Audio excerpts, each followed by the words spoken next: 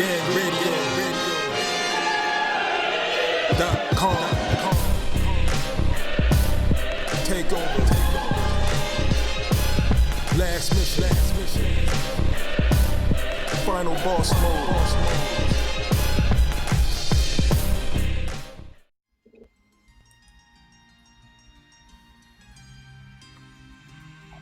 Yeah, what's good, yo? Welcome to another episode of Real Talk, where as always, it's shit's real, we talk about it.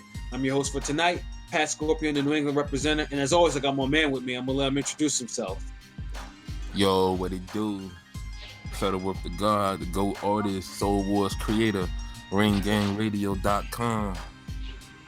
Yes, sir, ringing in the house as always, man. And as always, I got my other man with me. I'm gonna let him introduce himself. What up? You already know this is your boy King P, Bodega Box in the building. Let's get it. Hey, Bodega P, straight from the sewer. Yes, sir. You know, straight from battling, the foot and shredder and all that. So yeah, man, let's get into this. As we know, boxing is starting to come back onto our TV sets in 2020. And we got 2 cards this weekend, I believe. The first one is on ESPN from Top Rank, where the main event is Eleider Alvarez, who I believe is fighting for the first time since he lost his light heavyweight title back to Sergey Kovalev, and he will be challenging Michael Seals. Now, this fight could be intriguing in a way because Michael Seals, although unknown, he has been on TV before. In fact, he's actually his most known fight was on a PBC card. PBC on the best iteration of PBC. PBC on why am I forgetting the name all of a sudden? Spike TV. There we go. Yeah, I think it's Spike TV because it's not Spike TV anymore. It's Paramount Network. You know what I'm saying? They want to, they want to just make everything all corporate and whatnot. But yes, PBC on Spike, where he got into a 3-round shootout with Edwin Rodriguez. It was unexpected too, because Edwin was still a ranked fighter, and dude came in and nearly knocked him out in the first round. His counter punching is quite sharp and effective. Right, and above all, Michael Seals was a former heavyweight. So this was a while ago, but he came down in weight. Like, dude has hands of stone, like pure hands of stone. And of course, he fights a heavy murderous punchers, reside. Well, hands of concrete. I mean, stone is just reserved for Duran. That's true. I committed a violation, so my bad. Sorry about that. It's been a long day. He got hands of concrete. Yeah. And you don't want to get hit with concrete, stone, nothing hard like that. So it's all love. Yeah, not at all. And dude, after that fight, dude kind of, he kind of disappeared for a little bit, and then he made an appearance on Top Rank cards. He scored a KO of the year candidate, and he knocked out, I think it was Christopher Brooker, on the prelims, when he knocked him out with a forearm, with a shot to his forehead, and then left him his leg all folded and shit. That was a pure highlight reel knockout. And then afterwards, he was on a card that I went to. I think it was the Better Be Vostok one, where he fought the opener, and he scored a brutal knockout on that one too. So I'm thinking now this is probably Top Rank's. After doing this, Top Rank is going to. It's okay, let's see what this guy's made of, because the guy's 35, 36 years old. See what he has against Eleider Alvarez, who, like I said, who's just been you haven't heard shit from. For a whole year, since January of 2019. Yeah, and it's just you couldn't even I even tried to Google what the hell he was doing. You couldn't even find that. Yeah, what the hell he was doing. He pretty much after that loss, he was just let me disappear from public for a little bit. So yeah, but they put him back, and they put him back in the main event of this fight. And Alvarez, for his does have a good chin. He took blows from Kovalev, from Butte, and all that, from Pascal without going down or being wobbled. And his power is So I mean, it's so. It's not great, but it's not bad. It's far from bad. I mean, Alvarez power was pretty solid. Like, yeah, I mean, he did stop Kovalev and Butte, so it's like, he definitely has pop like that. That's the thing. It's like we may be downplaying it because it's the light heavyweight division where everybody can fucking punch. Right. Yeah, that's what it is. Because Alvarez can fucking punch, man. Yeah. Like if I was to say a 1 through 10, I think his power is more like a 7.5 range. Round it up to an 8. I don't know if it's an 8 though. I do. I think so. I mean, you could. I mean, the skills, everything. Because I look at it more maybe as a. Okay, if he's an 8, I'd probably put Pascal as like a 7. If we looking at power, and I will put Better Beeve as with the 10. Yeah, Better Beeve's a 10 for sure. I mean, nigga hasn't gone the full distance yet, and he's a unified champion. Yeah, but the thing is, if your power, once your power starts hitting in the 70 range or the 7 range on that 1 through 10 mark, you legit got power. Then you can hurt people pretty much. Right. So yeah, both these guys, like, we might see another shootout. I think Alvarez is more skilled and he probably could set up his power shots better. But Michael Seals might have him on the counter punching ability because he knows how to get that right hand off. But his defense, man. His defense is leaky as fuck. He gets hit. Leaky too fucking much. Leaky is an understatement. Like, he don't think he could get hit too. That's the thing. Yeah, he doesn't. But like he takes some shots and then he, just like in the Rodriguez fight, the shot that knocked him out was a pure overhand right to the temple, and then a walk off, and dude unfolded, on his way to the canvas. Yeah, because he put himself in the corner, and it's like he couldn't even turn his body. I'm just ring gang training, it's like he fights in a lazy half guard position where it looks like he's trying to shoulder roll, but he's too squared up, or he doesn't read the punches coming in good enough to react quick enough. But it's just his defense leaky, the motherfucker. Like, right, he kind of tries, but it just comes out wrong. Yeah, but he gets away with it because, like I said, he hits like a ton.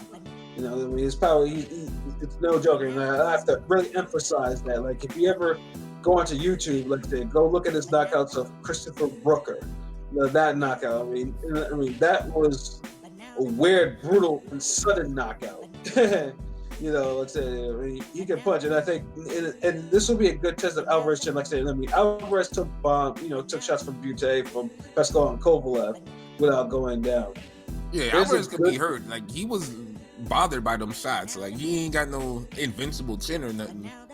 No, of course. But he hasn't been. To my knowledge, I don't think he's been down yet in his career. And Seals is a live dog. So you do not sleep on Michael Seals. Like, dude can end the fight with one shot. That's his power. The only thing I'm just weird. I'm just like confused about is why this fight is 10 rounds. Like, Top Rank's been putting these fights as 10 rounds. Like, and it has one of them vacant minor belts at light heavyweight, the Continental Americas belt. I was like, isn't that shit usually like a 12-round fight? I personally want to see a 12-round fight on this. Yeah, although I don't think it'll go 12 rounds, so it's almost like, but in the rare chance it do, shit, I ain't think Smith Jr. and Jesse Hart will go fucking 12 rounds. I mean, the distance. Yeah, that's also true. Yeah. I feel you. Yeah, but I don't think either of these guys are gonna be what Jesse Hart was doing. They're not gonna be on some flighty shit. They're not gonna come out like, I think they're gonna come out to both, try to put each other away for sure. My thing is, I think the fight's gonna end before 6. I just don't know who though. I don't know who I'm gonna go for. The more experienced fighter who's actually is being better fighters, or the cat would just, that just has power for no reason in both hands. Yeah, like that. Yeah, Michael Seals has good punching. Like, it's just if he developed the rest of his game to bring out his punching better, like Alvarez kind of does that. Like, he sets up his shots. His pacing might not be the best though.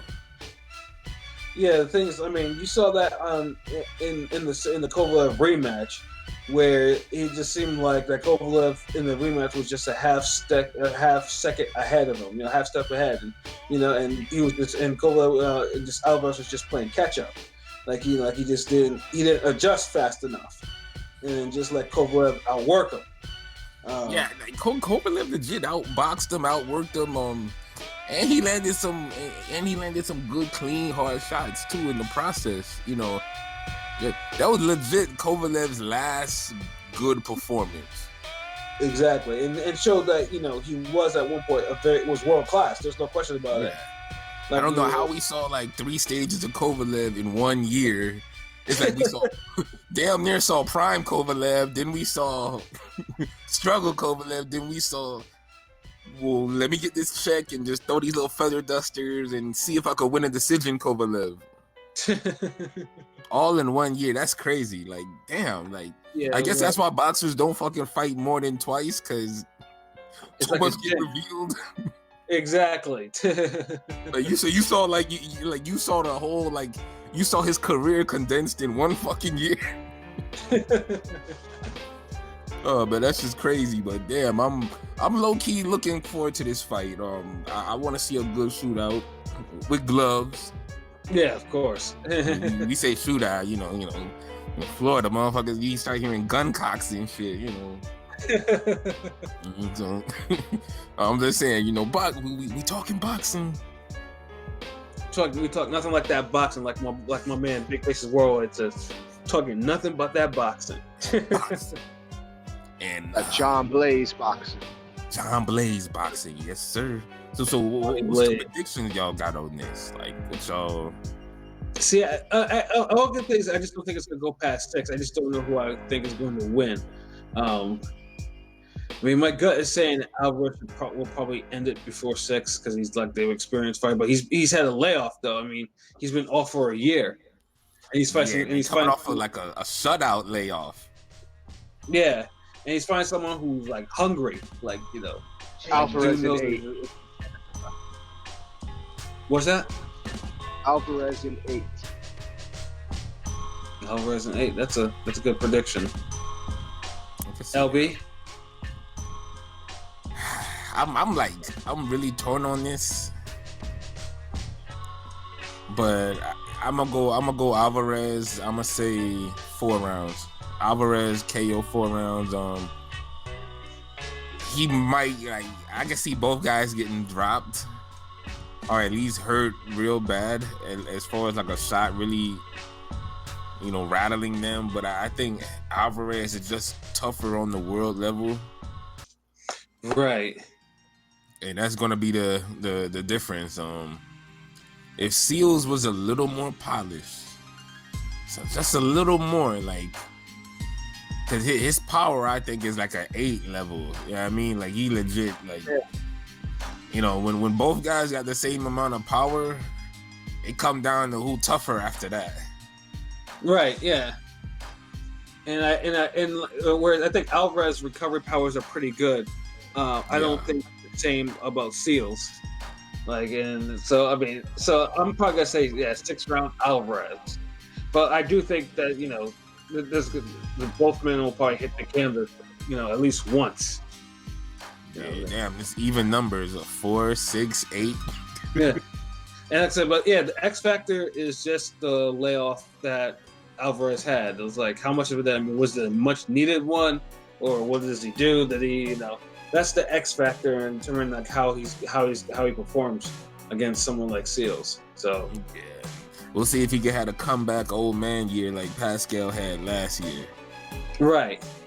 And try to regain a piece of the heavyweight title because I mean, as right now, that WBO belt which he once held is still vacated. So, and they haven't called for anyone to fill it yet. So, stay tuned for that. It's gonna be on ESPN. And what time? what is it? I think it starts at like 9 or 10, something like that. ESPN something I don't, because they alternate. It's either something that starts at 9 p.m. the main card, something that starts at 10 p.m. You know. Yeah, they be kind of janky with the times because the other sports and shit. Like I honestly feel like ESPN's at the level where they need to have just a dedicated fucking boxing channel. Yeah, they do. I mean, it's not great. I mean, they own the licenses on a lot of fucking fights, especially all them fights that they have on ESPN Plus that I peruse every now and then. ESPN Classic, like, just make one dedicated channel just for boxing, have programming just exclusive for boxing. I honestly feel like the network, the streaming app that does that first is gonna win this shit, man. Like, somebody really needs to dedicate some fucking new, fresh boxing programming. Like you see how PBC has the whole Fox thing? Mm-hmm. Like, somebody else needs to pick that up. Like, really, like, that's one thing I gotta give PBC credit for. Like, they got that on point, and they use their own fighters and shit. And they don't just market it as, they don't do it on the actual event of the the fight that night. They do it early in different segments and shit. Exactly. Like, promote shit. Like, goddamn. Yeah, promote, when you promote, they will come. Yeah, like Abner Mares, like, you see him so much, you think he legit got fights coming up. I mean, and then you got Sean Porter, who's legit fighting, and it's like his name's there. That's why when people be like, man, he ain't got a name, I'm like, man, niggas know Sean Porter, bro. Mm-hmm. So that's all I really got to say on that. But yeah, shout out to Top Rank ESPN. Y'all, hopefully y'all y'all follow up on that shit and we get a good card. That you said this Saturday, right? This Saturday. Yes, sir. Yeah, it's either Saturday. Well, what else we got Saturday? Well, PBC we have on Saturday. We have the long-awaited turn of current WBA and IBF 154 champion Julian J Rock Williams. I mean, he's been off like 8-9 months. I'm somewhere around there. Damn, so another fucking Alvarez ass nigga. Yeah. But he coming off a win, so okay. But damn, yeah, coming off a win. Probably his career best.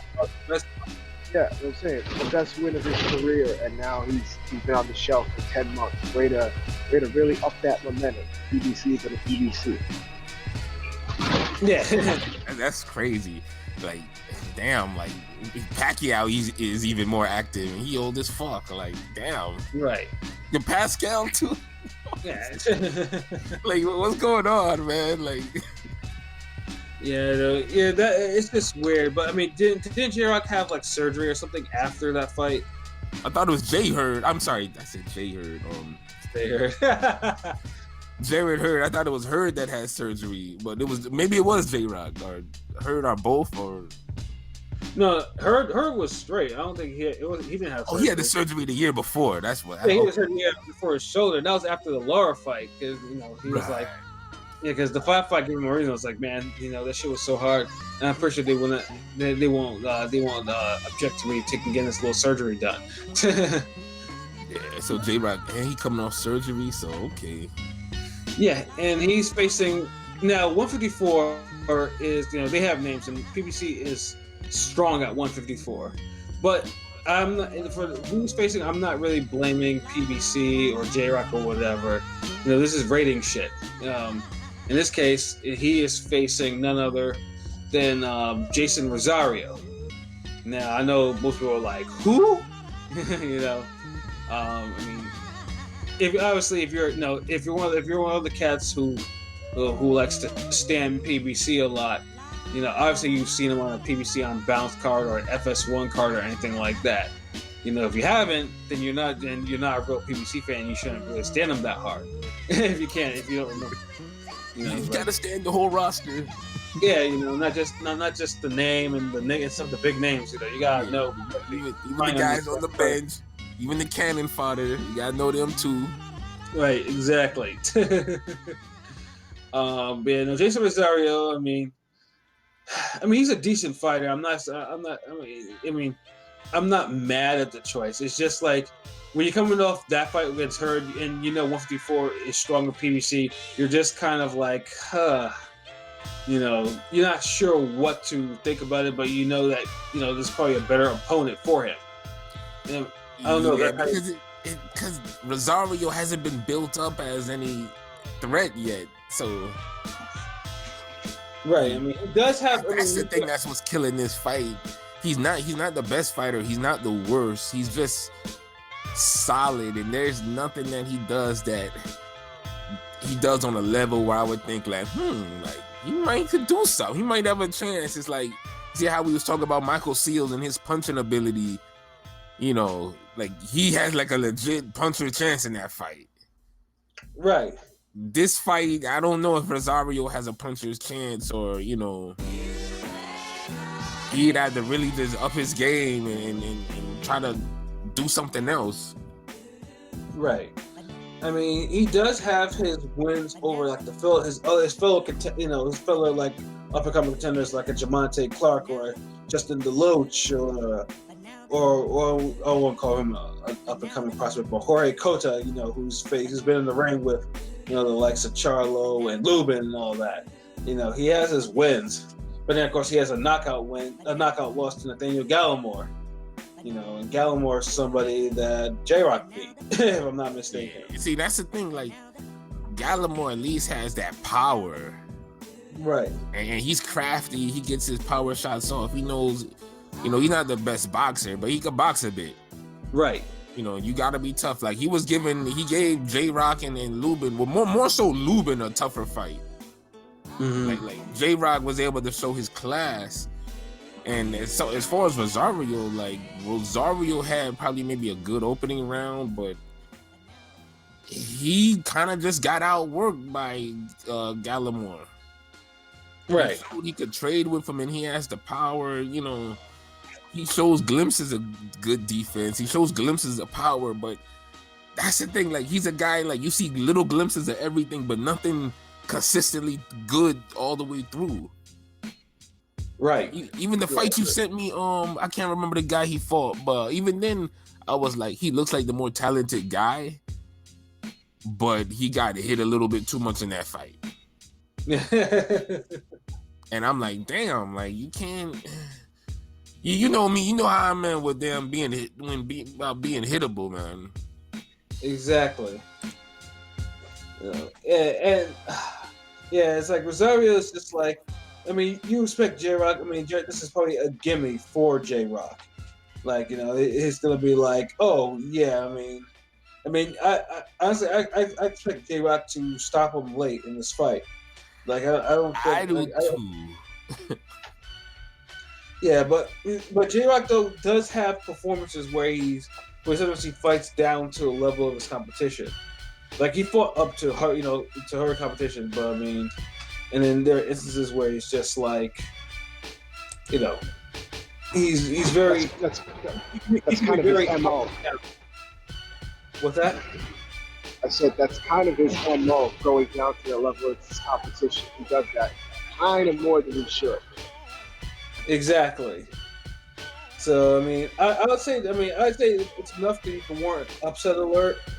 But, I mean, like I feel he just has to be threatened to really fight better. Like some of his best boxing came in a fight where he got the whole Yukin.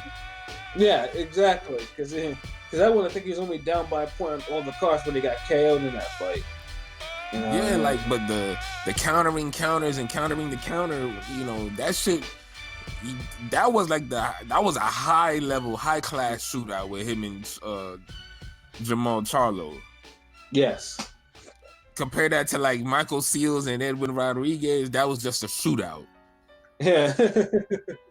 So, there's levels to it, and I feel like when J Rock is threatened, it's like he ups his game. But I like it when a boxer, he don't have to be threatened. He just go in there and handle his business regardless. Right. I mean, that's like you a cop and you go into a fucking house and the op is in there or you don't know. So you could walk out, you could walk in there with your gun and whatnot, or you could walk in there on some like, let me see what's good in this crack house that I got some alert about that I need to go check out. Should I keep my guard up? like that's how it is. It's like, nah, man. You know, go and handle your easy work like it's easy work.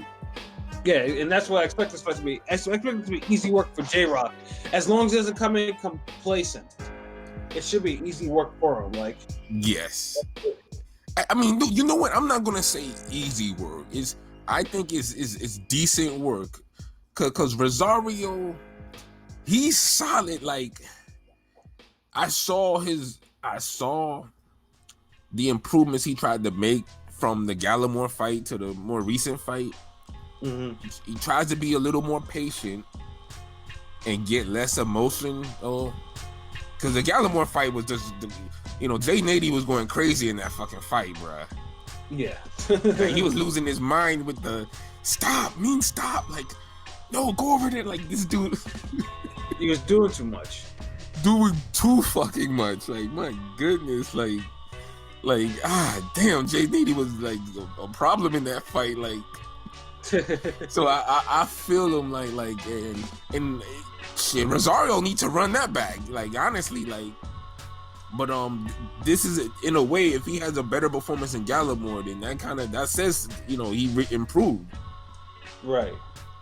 So I don't want to say it's easy work, because he could punch a bit, he got a little decent speed, he could box a bit, just he's one of those guys on fight night where, one of them computer characters, it's like he might be a 6.5 all the way down in the stats. Like, he's better than average. His power might be a 7, but everything else is give or take a 6. Yeah, and how I see this fight going, I mean, like I said, I do think J Rock will stop him late. I do think that J Rock will probably stop him by like round 9 or so. I picked the odd number this time. Ooh, yeah. How about you, King? I'm staying with the odd number, but I'm going higher, 11. Okay. Wow. Well, I think he's gonna basically go cruise control the whole fight, and then at the end, finally put his foot on the gas. I'm gonna say decision. By J Rock by decision? Yeah, J Rock by decision. I think he'll hurt Rosario, but I don't know if he's gonna fight with that fire that he had with her to really stop this guy. Sometimes dudes, when they fight a bigger person or they got something to prove, they put a little on their shit. I mean, they put a little extra on everything. Yep. And I don't know if he's gonna do that for what's supposed to be, work. I don't want to say easy work, but it's some work. The package been stepped on like once. And it ain't nothing that's just been, like the whole block done had it. So there's levels. Yeah, there is levels. But just the fact, and also it'd be just nice to see, how J Rock wears the championship belt, like how he wears the crown on his head now, to see, if the belt would actually make a more confident fighter. Like you've seen fighters that have won belts that have risen to the occasion, of being and acting like a champion. So it'll be interesting to see how this works. How J Rock when he actually gets into the ring, is it gonna be like, we gotta get the champion's aura and all that type of shit. That's true. That's what we want to see. Like, that's what we want to really see, because this fight will tell us the story, like what's going into the unification with Charlo after this. Yeah, pretty much. This is J Rock's showcase fight. Honestly, he could. I feel like if he has a lights out performance, he could call out either Charlo. Shit, like I mean, from what I've heard that the Charlo fight with the fight with like unification Signed. fight is basically all but done. Basically done. yeah, he just got to win, I think. Yep. But just for the sake of fuckery and drama, I be calling out both their asses. I said, I want the Diet Coke and I want the large Coke, nigga. Yeah. What's good? I want Diet Pepsi and large Pepsi. No, Dr. Pepper and the Diet Pepsi. What's good? I mean, because everybody no one's ever gonna fucking not talk about the damn the Charlo uppercut from hell. So I mean, yeah, I mean, you would think that J Rock, because he did create a better career memory, when you get knocked out when you get knocked down like that, because he was not knocked out. When you get knocked down like that, it's just it's gonna take Charlo losing, like. It's gonna take Jamal losing, I think, for that shit to kind of go away, because he hasn't had an opponent on that level or the name value increase to where he eclipses that KO. Right. I think if he would have maybe knocked out Korobov, we would have had something else, because that's the only name value, like skill wise, everything, that I could say that you could compare. Like, if Hogan would have gotten a win over Munguia, then you could maybe have said that shit. Yeah, I mean, 154 would be wildly different if because I mean, we did because the champions class they wanted to be turning over their belts.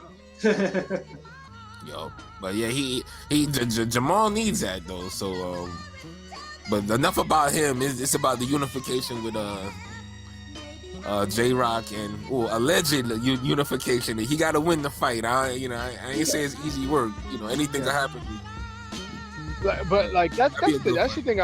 That's the only thing I'm wondering. I'm not trying to look past this fight, but I kind of am.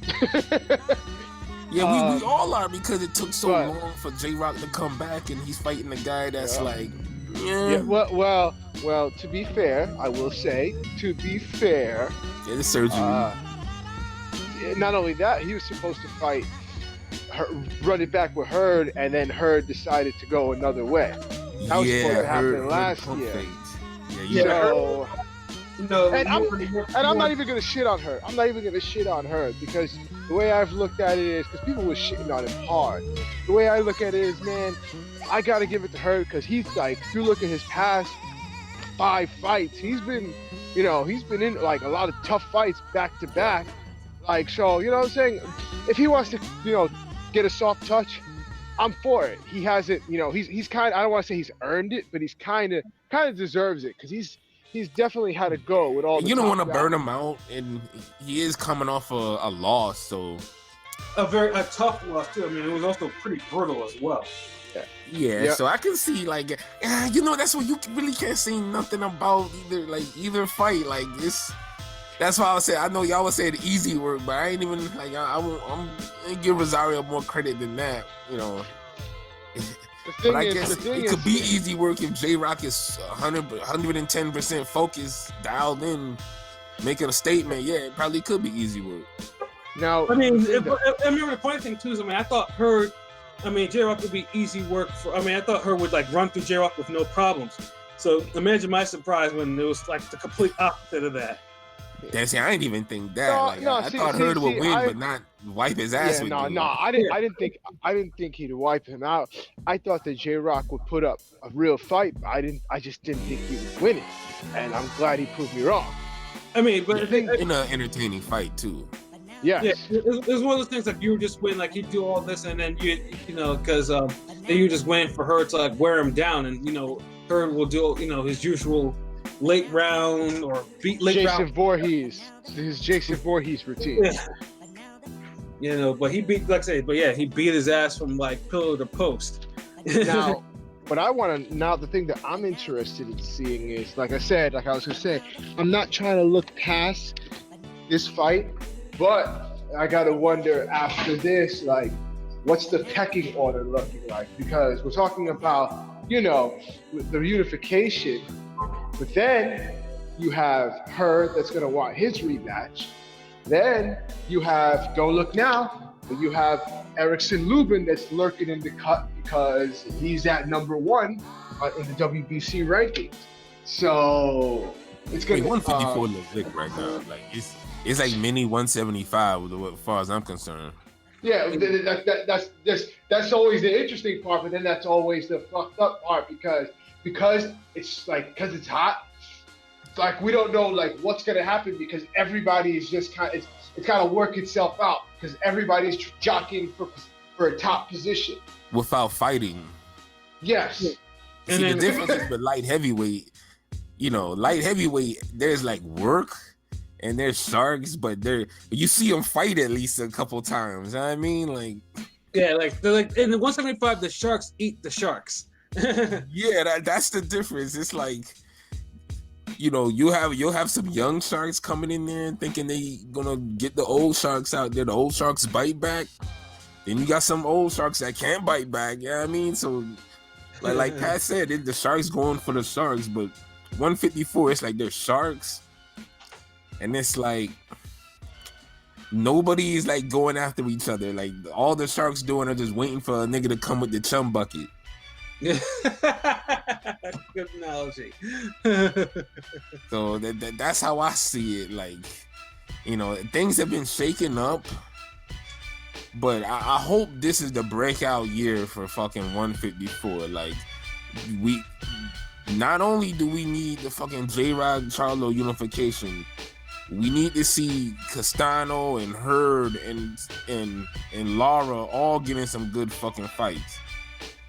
Right, and then on top of that too, we can't forget that the WBO 154 champ, Teixeira, who off sheer will, caused a very significant upset last year, and eventually ended up with Munguia's belt after Munguia gave it up. So I mean, he's a live dog out there too, and I'm sure since he's with Golden Boy, I'm pretty sure he can get in the mix. They could probably make a little example of him, to fight somewhere else or whatever, to defend that belt. They still got Michael Soro too. Yeah, exactly. That's what I'm saying. Like all these guys need to fucking fight each other, man. Like we just named like 10 dudes. Seriously, bro, honestly, you can, and they need to start matching these guys up and making double headers. Like promoters, like the division is too fucking heated to not do some shit like that. Right. Yeah. The last time they did that was when HBO was still airing boxing. When they had both Charlos, and then they had the Laura Vanes rematch on there. That card was actually pretty tight too. That wasn't even a bad card. So it was interesting. I will say that. Every Laura fight is interesting. Especially a fight where for some reason you have Vanes getting all that damn trouble for some odd reason. And Andre didn't have all that trouble with him. And the PBC has more than enough fighters where they can do this. And like I said, Rosario, he's not. I don't consider him a top 154 fighter. I consider that it's just his turn. Yeah, he's fringe. He's not in the mix, but he's one of the smaller sharks that's nipping around. Might get him a chunk of tuna or something, but we want to see he's sharks go at it, man.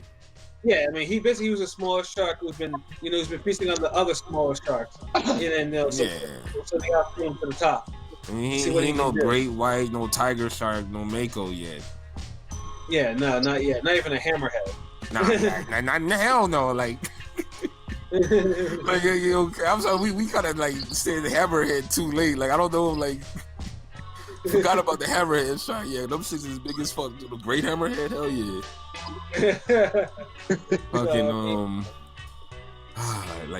Maybe he's maybe like a bull shark. It's dangerous and aggressive and deadly. It doesn't have And you know what? Maybe the bull shark. No. Blue shark. Yeah, blue shark. Yeah, blue shark. Yeah, bull shark. Nah. Like them shits. If you in Florida, you know about them. Like, you don't fuck with No love for the tiger shark. I mean, I said tiger shark. That was like the second shark. Sorry, I didn't hear. My bad. No. You know, because when you look at it like tiger sharks, Charlo, great white, all of them, like. But yeah, enough of damn National Geographic boxing. Exactly. but y'all get the drift. Y'all underdid. Yeah. So yeah, basically we just told you like this. Rosario, like I said, they're floating him up because basically this fight we're gonna see what he has against an experienced champion like J Rock, and see how this goes. And hopefully we got a good fight out of it. And God forbid Rosario does cause the upset. 154 will probably be thrown into all types of, I wouldn't say chaos, but it'll be fuckery. Yeah, what's the best word to use it? At this point, I'm gonna just want to take all the belts and just throw them in the middle of the ring and just lock everyone in the damn arena and they just fight for it. Like, I'm tired of these upsets. And what's the fucking big fights we want, man? Shit. Until the last man is standing, do that, and then. Put it like maybe put like a ladder match, where they have to get a belt. Yeah. Royal Rumble, some shit, Battle Royale. Yeah. But yeah, so we all got J Rock winning this shit. Y'all by knockout, me by decision. Yeah, and then also just to add to, it does have this fight does have an interesting co-main. We got Chris Colbert, aka Lil B-Hop. Although he said not to call him Lil B-Hop, I'm sorry, but when you're in that fucking documentary calling yourself Lil B-Hop, I'm gonna stick to that shit. I'm gonna call you Lil B-Hop. It's not being disrespectful. I'm just, just what it is. I'm not used to calling you Showtime Chris or whatever the fuck you want to be calling your stuff. Prime time. Yeah, prime time, some shit like that. Yeah. No. There's only one prime time, and that man played football. Yeah, exactly. So. Damn, wait. Let me guess this one. Like, hold on. And baseball. Fucking wait. Nah. Ken Griffey? No. Dude, that sounds like a Deion Sanders, like. Yes, there you go. Yeah. You can't take away somebody else fucking damn nickname and you ain't done nothing great with it. And like your Little B-Hop, that's what I'm call you. Shit, you lucky we giving you that. I'm not even gonna say nothing because dude is mad talented. So, but yeah, I'm not gonna call him. Nigga, Francisco Panchito Bajado was mad talented. Yeah. Bajado just gets in trouble when he's like 40 pounds past his prime. Yeah, so I rest my case. With boxing and talent, it's like you go hand in hand. You see that shit every day. Right. And then Chris, he's the main event. He's facing former Jezreel Corrales. So and Corrales, of course, can actually punch. So it's gonna be Corrales is no slouch. Yeah, so that might be a fucking phase. Yeah, this is a step-up fight for him, for sure.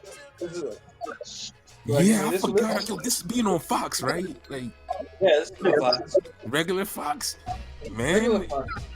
No doubt. Like, I think people might bring it. Like, Fox is getting that little energy with the fights now. Like, well, I think they finally got their groove, and now I think somebody gave them the memo.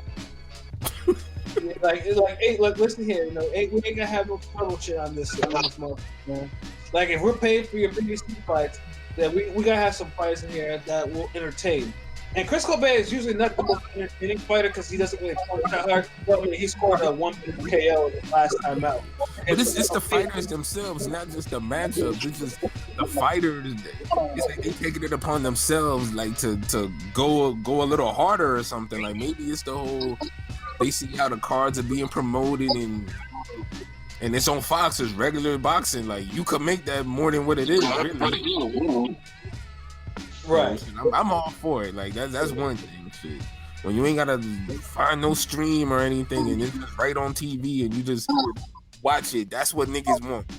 Like Bottom line. Yeah. Right. Now, and then we at least gotta make sure that Fox delivers that shit. You know, Yeah. delivers. If you're gonna make it that easy, you fucking deliver. Yeah, facts. Don't show up with the cold pizza, nigga. Yeah, exactly. And we have a whole bunch of duds.